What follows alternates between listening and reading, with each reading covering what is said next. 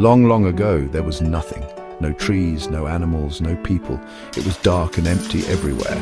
But God was there. God had a plan. God wanted to make something beautiful, a wonderful world full of light and life. So God began to create. It was the very start of everything. A brand new world was about to appear. God's amazing work was starting now. On the very first day, God said, "Let there be light." And suddenly, light appeared, bright and good. God separated the light from the darkness. He called the light day. He called the darkness night. That was the end of the first day. Then on the second day, God made the sky. A big blue sky above. He separated the waters. Some water stayed below. Some water went up high. The beautiful blue sky was made. God saw that it was good. On the third day, God gathered the waters. Dry land appeared. God called the dry land earth. He called the waters seas. It looked lovely. Then God said, "Let plants grow on the earth." Green grass grew. Flowers bloomed in bright colors. Tall trees reached for the sky. Fruits grew on them. All kinds of plants started to cover the land. The earth became green and beautiful. God looked at it. It was very good. On the fourth day, God made lights in the sky. He made the bright sun for the daytime. It shines warmly and helps things grow. He made the gentle moon for the nighttime. And he made twinkling stars, so many of them. They filled the dark sky like diamonds. These lights would mark the seasons, days, and years. God's world was becoming even more wonderful. He saw everything he made. It was good. After making the land, sky, and lights, God made more. On the fifth day, he filled the seas with fish, big fish, small fish, swimming all around. He made birds to fly in the big blue sky, singing birds, colorful birds, flying high and low. The world was full of sounds and movement. Then on the sixth day, God made animals that walk on the land.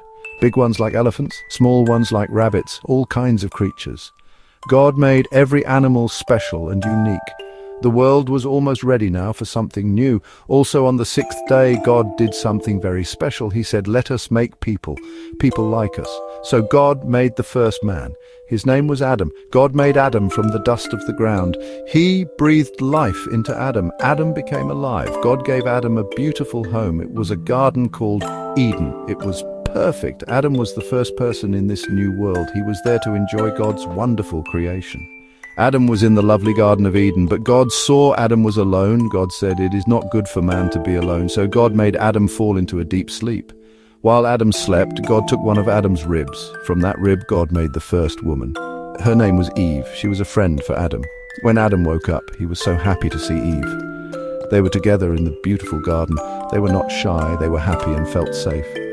Adam and Eve had a special job in Eden. God told them to look after the garden. They had to care for all the plants. They also had to care for all the animals. God brought all the animals to Adam. Adam gave each animal a name. Imagine naming lions, birds, and butterflies. It was a big, important, and happy job for them. They lived in peace with all creation around them. The garden was their home and their responsibility. Life in the Garden of Eden was wonderful. Adam and Eve had everything they needed there. Beautiful flowers, tasty fruits, friendly animals too. God gave them so many good things to enjoy. They could eat fruit from almost any tree, but there was one special rule. Just one. God said, "Do not eat from the tree in the middle of the garden." It was the tree of knowing good and evil. God told them if they ate its fruit, they would surely die. This was a very important instruction from God. One day, a clever serpent came to Eve in the garden. The serpent was very tricky and sly in its ways. It asked Eve, "Did God really say you must not eat from any tree?" Eve said, "We can eat fruit from the trees." But God said not to eat from the tree in the middle. If we eat it or even touch it, we will die. The serpent quickly said, "You will not die at all. God knows if you eat it, you will be like him, knowing good and evil." The serpent made God's rule sound unfair and not true. Eve looked at the tree. The fruit looked so good. It looked tasty and good for making one wise. The serpent's clever words stayed in her mind. She thought about what the serpent had said to her. She wanted to be wise, perhaps even like God. So Eve made a choice, a very big, serious choice. She took some fruit from the forbidden tree and she ate it. It was a sad turning moment. Then she gave some fruit to Adam, who was with her. Adam also chose to eat the fruit from the tree. As soon as they ate the fruit, things changed. Their eyes were opened in a new and different way. They suddenly knew they were naked. They felt shy and ashamed for the very first time.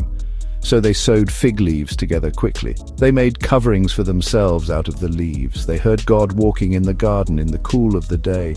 They felt scared and hid from God among the trees.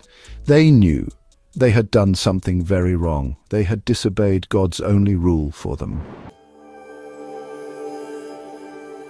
God called out to Adam, "Where are you hiding?"